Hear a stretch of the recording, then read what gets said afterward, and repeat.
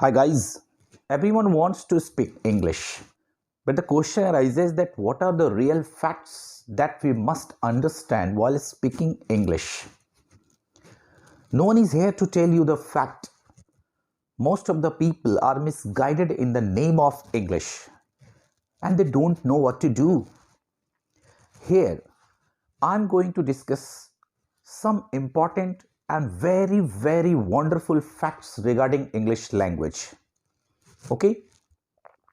And I'm sure that if you follow these all things and if you understand these all things, you won't have any problem in English language or whatever the language you speak. These all are the things that a speaker must follow and he must keep in his or her mind while speaking English. Let's start now. What are these things? See, any language depends upon three things. First of all, what to speak. If you want to speak anything, then you must know that what I should speak and what I have to speak. So first is what to speak. Second is why to speak. If I have to speak I am hungry, why should I speak I am hungry? Because I feel hungry. Okay. So what to speak is the very first thing that you have to understand. Why to speak is the second thing that you have to understand. And the third thing, which is the life of language, and I always tell in other videos also, that how to speak. How to speak means what? What should be your output? What should be your exposure while speaking English? We don't believe in these things. Most of the people think that no, this is not needed. Somehow I have to speak English whether the people understand or not. This is not so. What to speak, why to speak, and how to speak. These three things, if you understand, I think that you won't have any problem and your output of English, your exposure, your communication skill will be nice and that will be liked by the people. Okay. So this was one thing. If you want to speak English well, if you want to improve your communication skill, and if you want to speak very nice English, top-notch English, for that you must understand these three things. What to speak, why to speak, and how to speak. Okay, is it clear? Now the next one is, it's very interesting and important thing that we don't understand and no one tells us. Okay, what is this? You tell me that there are so many things in our houses. There are televisions, chairs, table, desk, almiras, these all things. Okay, have you ever thought that how are these all manufactured? There are some raw materials which are used to produce, which are used to manufacture these all things. Everything needs raw materials to be constructed. Clear? If you want to make a chair, for that you need wood, as we need raw materials to manufacture so many things what we utilize in our life. In the same way, when we talk about language, our language is the product. It also needs raw material to be constructed. So we have to see here that what is the raw material of a language? Yeah, tell. The raw material of language is the structure that we write. Okay, and what we write, we speak the same. So structure or the written part is the raw material of that language. And what we speak is the product. But what is the processing that we have to understand? As you know that when we buy green vegetables from market, we bring it to our houses and after that we wash it properly with water. Do we eat directly after washing the vegetables or we cook it? Yeah, we cook it. And when we cook our vegetables or whatever the food items, it gets taste. Even in our house, when the food item is not tasty, we don't like to eat. We say, no, it is not tasty. I don't want to eat. I'm going to outside to have dinner, to have lunch. In the same way, when we just take the structure, everyone just learns a structure with the help of books, different sources, and we learn the structure that, oh, this is the sentence that we have to form or we have to write. But as far as language is concerned, until and unless you attach this structure to the text, you cannot get language. How is language formed now? I'm going to tell you. For language, the raw material is a structure. You take the structure, add the test to it, and the language is formed. Okay, it means structure plus test is equal to language. You must have learned so many formulae in physics, chemistry, and mathematics in different subjects. This is one and only formula of English language which can improve your communication skill, and this is structure plus test is equal to language. S plus T is equal to L.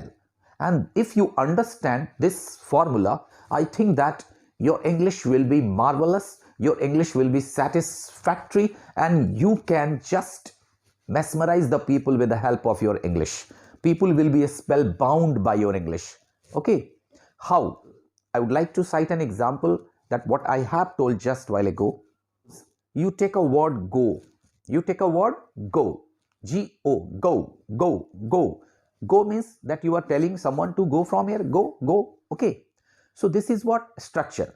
And you have to make it language. What do you need? You need test. And see, as while cooking food item, if I want to eat sweet item, then I'll have to add sugar. If I want to eat salted, I need to add salt. In the same way, structure remains the same. As you put the test, the product becomes the same.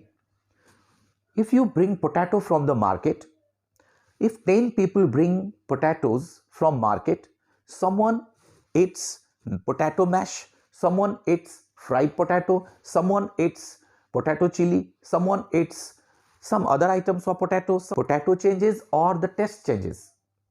Taste changes. Potato doesn't change. Potato remains the same. But as you add the ingredients or the spices, the product becomes in the same way. What I want to tell you that structure remains the same. Go is a word that is used to tell someone to proceed, to move from here. Okay. And if you take this go and you give and you add the test of request, means requesting test with this word to this word, then the product of request will form. How? If you want to say someone, if you are requesting someone to go, how? Please go, please go, please go. I am speaking here with the help of requesting test. So I have added the test of request and the product is what? Language is of request language. Okay. Now I am changing. I am just speaking the same word go with what test? With the test of ignorance. Means I'm ignoring someone, I'm neglecting someone, like that. And what I say, hey, go, go, go, go, go. Same go I'm speaking now, but the test is what? I'm ignoring someone, I'm neglecting someone, I'm avoiding someone. Hey, go, go, go, go, go from here, go, go, go. See, what is their test? The test changes. How and what type of test is this? This is neglecting, ignoring, avoiding test. And if I speak the same word go, structure remains the same. You keep it in mind that I'm speaking the same word go again and again. I'm changing the test and the language is changed. Okay. Now I'm speaking this go in anger mood, in anger test. And how? Go from here. So what happens? The language of anger is formed. How and why? Because I have given the test of anger. I have added the test of anger to this word go. When I add request test, the language becomes of requesting. When I add anger test, the language becomes angry. And when I add ignoring, avoiding, ignoring, then the language becomes ignoring. Okay, simple thing is there. So you have to do what? If you want to speak English, you take the structure and don't speak the structure in the same way. Then the structure remains the structure. You can speak the same structure in different forms. Okay, so this is the fact that you have to understand. And test means what? What do you mean by test here? Test means the whole thing that we give output. Output means what? Your gesture, posture, body language, action, reaction, accent, style, and phonetics. Okay, so these all things come under test. Test means what?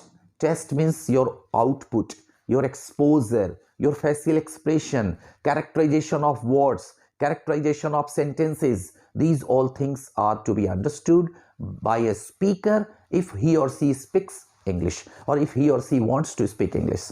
Simple thing is there. When you want to say this is not my pen, okay, so in a very polite manner you are saying, oh, this is not my pen, yeah, sorry, hey, this is not my pen, okay. If someone is insisting, you become annoyed, and then the same sentence you speak in a different mood. How? This is not my pen, this is not my pen, this is not my pen. And when you become angry, how do you say, how do you speak the same sentence? This is not my pen, this is not my pen, okay. And when you are in a fine mood, laughingly, how do you say, hey, this is not my pen, yeah? How? So what are you doing? You are speaking the same sentence but in a different mood, in a different taste. And as you are changing the taste, your language is changed. So try to understand these all things. Believe in your output, believe in your gesticulation, believe in your intonation, believe in the characterization of words, characterization of sentences while speaking, because without these all things, it is impossible for you to have good communication skill, and you cannot just mesmerize, you cannot just spellbind the people by your English, by your good communication skill. Okay, so I think that you must have understood what I wanted to inculcate you, what I wanted to tell you. Okay, so in coming videos, again, I'll give you some important and very interesting facts regarding English language. Thank you very much. Good luck.